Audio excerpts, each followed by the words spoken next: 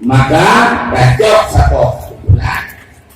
Nyo pun bulan berdua. Apabila antum nak balik, kamar ketiga kita kamar, bila kamar.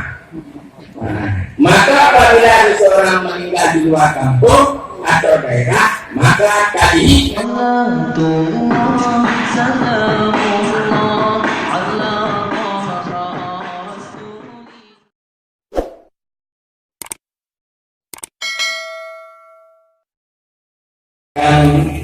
untuk abah di dalam seseorang meninggal dunia di luar daerah, dalam kurung bukan tempat tinggal orang yang meninggal, kurung privasi meninggal di Aceh, apakah tajihid ataupun tajihid main ataupun hukum yang mengikut dengan satu kifayah salat dan memandikan dan mengghafal hingga akhir diwajibkan kepada masyarakat di tempat tersebut, atau pelaksanaannya diwajibkan kepada masyarakat di tempat asal.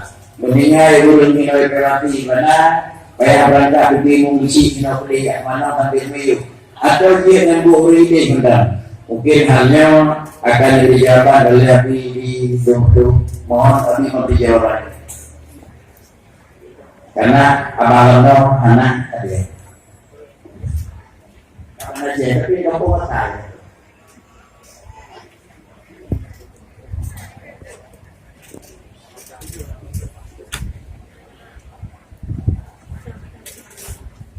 Abi Haji Muhammad Daud Asri.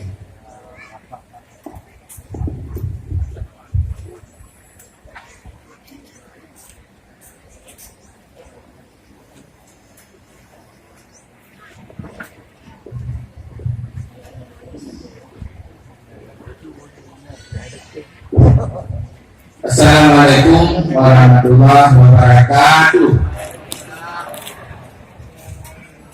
Yang bertanya umumnya guru-guru Ramadan dan para seluruh hadirin hadirat beserta bakar ya Allah.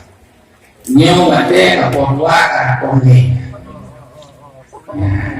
Cuman nak usul menyampaikan ya Bu yang awadi besitik hati.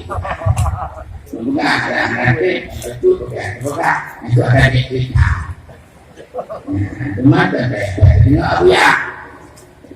Jadi masalah untuk meninggal di dunia di luar daerah, di luar wilayah. Nah, paling meninggal di luar dari Malaysia, dari anak apa lain. So yang berhak untuk mengkaji hikmahnya. Nyalun hanalun baca alih kita kami. Karena kesimpulan tuan pelajari nyo membaca macam kesimpulan. Kali ini mana nyat perlu dibayar, nyat pakai. Jadi mana perlu dibayar, nyat pakai. Yang wajib yang kepada seluruh kaum muslimin. Apabila dilakukan oleh seseorang maka bebas dosa bagi yang lain seluruhnya. Kakak berlaku, kakak ini tidak perlu dibayar karena kewajiban belum bisa. Pertanyaan yang menonjol yang di mana-mana. Jika ada seorang yang meninggal di dunia di luar kampung atau di luar daerah, yang berhak yang lebih patuh untuk mengurus jenazahnya, yang lebih patuh yang lebih berhak. Yang bicara ini, lebih berhak.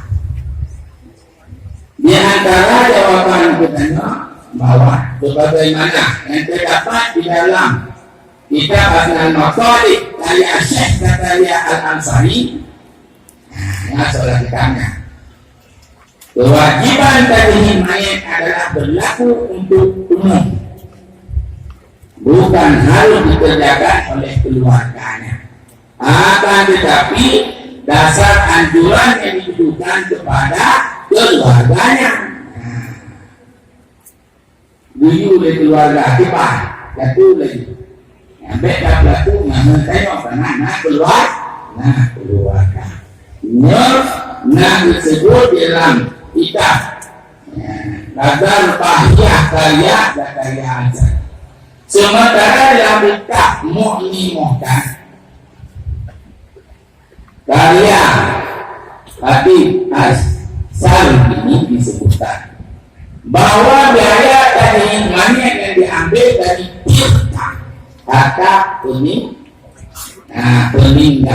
ini kan dengan keluarga selanjutnya dari keluarga kita gimana dengan baru kemudian anak apa kaum muslimin bapaknya kita tanggung jawab kepada yang baru maka cocok satu bulan nyok bulan berdua apabila nanti balik sama ketiga kita kama